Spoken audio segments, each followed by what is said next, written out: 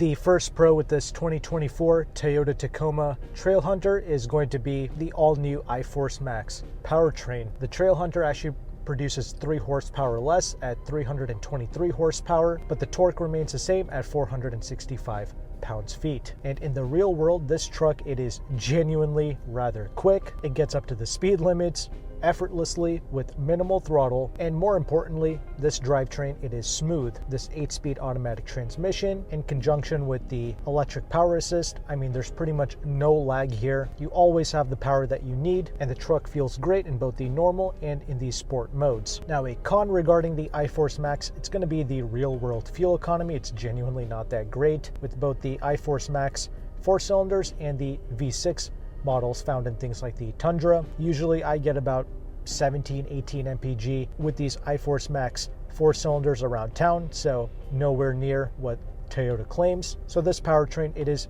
genuinely made for power, thrust, and torque, and not really for fuel economy purposes. But that aside, the true reason why I really wouldn't go with the iForce Max is because these models do add a lot of weight. On average, depending on the equivalent model that you compare with, these trucks are going to weigh between 500 to 700 pounds more than the non-hybrid Tacomas. Plus, the standard turbo 4-cylinder on its own should be able to motivate these trucks without any issues, especially since they weigh less. Because another con that I've noticed with this particular Trailhunter, with its Old Man Emu lifted suspension and the high curb weight, it's going to be how you can feel the weight transfer taking effect in the corners, along with these 33-inch Goodyear rugged terrain tires, which offer less grip out on the road. You notice this truck kind of peeling out, and when you feel that weight transfer taking effect in your everyday corners, it's just not the most ideal sensation. But once again, this is the Trailhunter. It's built for that overlanding purpose. So in this instance, I am going to overlook some of those handling deficiencies, along with the slightly rougher ride that you get with this Trailhunter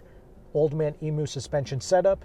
You just feel these smaller bumps being transmitted throughout the cabin. But once again, the Trailhunter being made for the overlanding purpose, it is made to, haul a lot of things and a lot of weight, so I'm not too upset by it. If you wanted a Tacoma that's better for the streets, you can obviously look into the TRD Sport and the TRD Off-Road variants with regular tires, less weight, etc. Now, a big pro with the Trailhunter in particular, it's going to be the wild intake / turbo blow-off noises that this vehicle produces. I'll put this window down.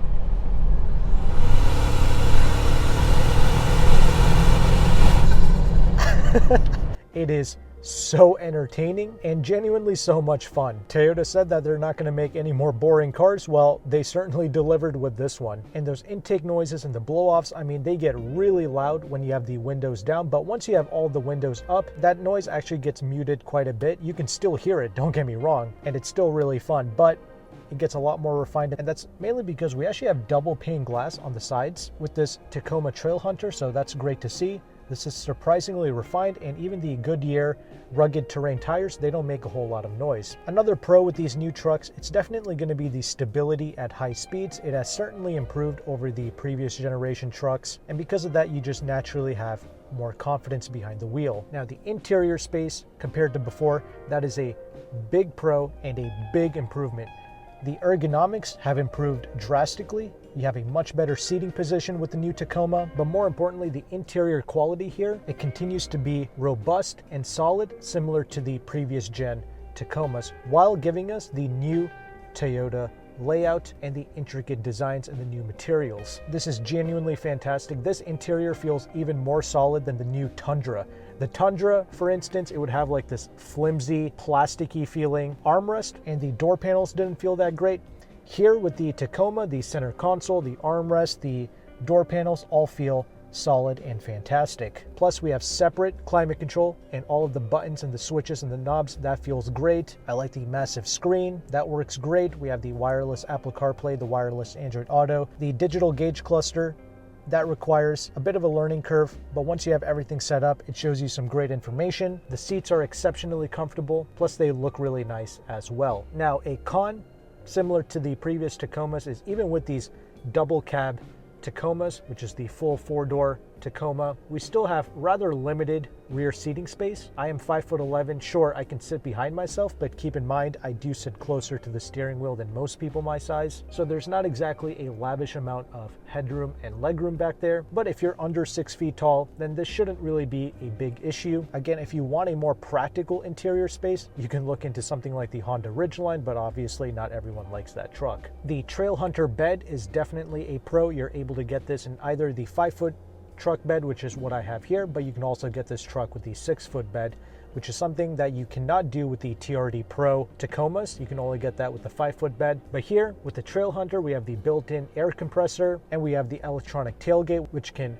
open up with the key fob and even with the buttons on the side of the taillights. And the JBL audio system, that's going to be a pro and a con. It's a pro because this audio system, it's genuinely far superior than the previous generation Tacoma JBL systems. But don't get me wrong, it's not amazing by any means. It's just a decent audio system. It's just that the previous generation Tacoma had a really garbage setup. This is at least acceptable. Now, the final pro that I'm going to mention regarding the new Tacomas, it's definitely going to be the safety. The previous Tacomas and really most of the previous, trucks and the SUVs that Toyota had to offer, they were not that safe in a crash test.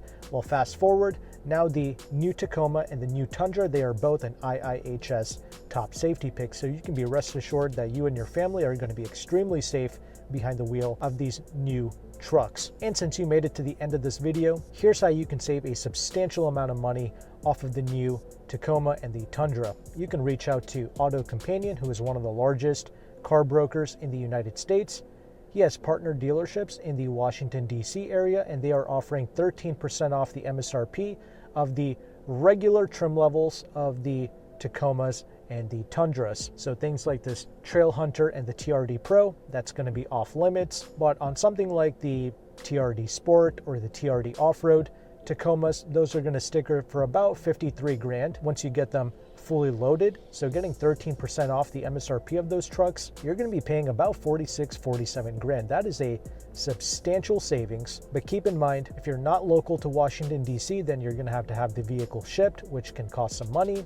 And he does charge a broker fee to access these deals. If you sign up with my affiliate link in the description box, he will take some money off of his fee. But as you can see, even if you do have to pay shipping and the broker fee, the savings are substantial. So if you have like really stingy dealerships in your local area, then you can certainly reach out to AutoCompanion if you would like. Once again, his info will be down below. He also offers a free leasing calculator that shows you the interest rate of a lease, the residual values, and the incentives that you can get in your local zip code. And incentives stack on top of the dealer discount. So if you qualify for things like military or something, that's going to stack on top of AutoCompanion's discount. Again, all of this will be down below. If you found value with this content, make sure to like and subscribe. But thank you again for watching. Take care and goodbye.